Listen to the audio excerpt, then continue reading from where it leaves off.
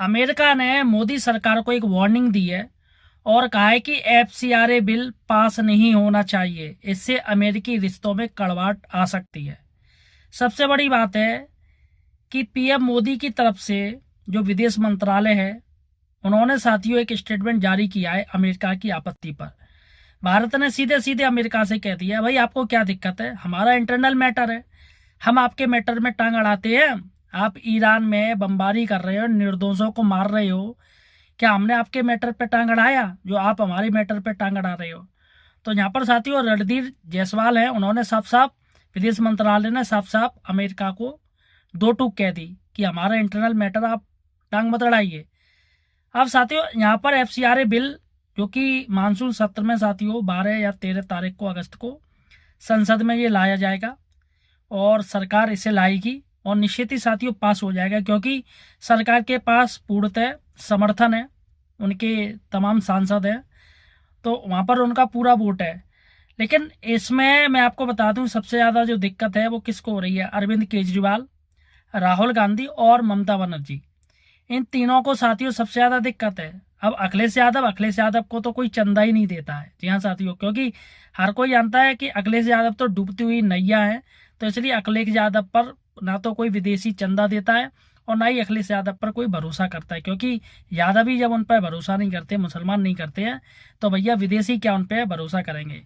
तो यहाँ पर सीधी सी बात है, अरविंद केजरीवाल ने कहा है कि ये बिल निश्चित ही लोकतंत्र का गला घोटेगा। जी हाँ साथियों, उन्होंने सीधा सीधा कह दिया है कि भारत का गला घोटने का कार्य करेगा ये एफसीआरए बिल।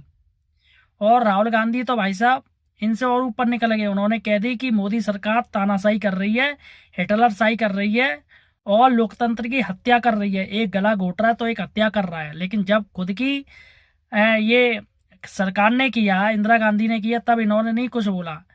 और इसके बाद साथियों तृणमूल कांग्रेस, सबसे ज़्यादा फंडिंग उसी को होती है। तमाम जो कट्टरपंथी हैं साथियों, जब पश्चिम बंगाल में टीएमसी की सरकार थी तो उसको काफ़ी पैसा आता था इलेक्शन जीतने के लिए, फंडिंग होती थी।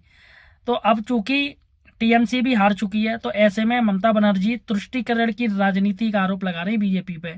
आखिर इन सब लोगों को दिक्कत क्या हो रही है? देखिएगा, मैं आपको बता दूं, एफसीआरए बिल साथियों सरकार इसलिए ला रही है, एफसीआरए संशोधन बिल, अमेंडमेंट बिल इसलिए लाया जा रहा है क्योंकि सरकार अब जो भी लोग इन पार्टियों को या संगठन को या एनजीओ को चंदा देंगे, चाहे वो भारत के अंदर हो चाहे विदेश से हो, तो अब इनको पूरा ब्यौरा देना पड़ेगा कि भैया ये पैसा कहाँ से आया है, आप इस पैसे का क्या करोगे और कहाँ इस्तेमाल किया।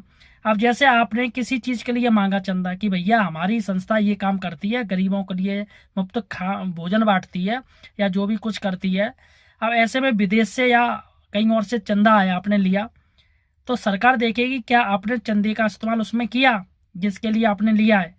तो ये साथियों काफ़ी अच्छा अमेंडमेंट बिल है और निश्चित ही इससे जो भारत विरोधी गतिविधियां वो रोकी जाएंगी साथियों, और सरकार भी पैनी नज़र रखेगी।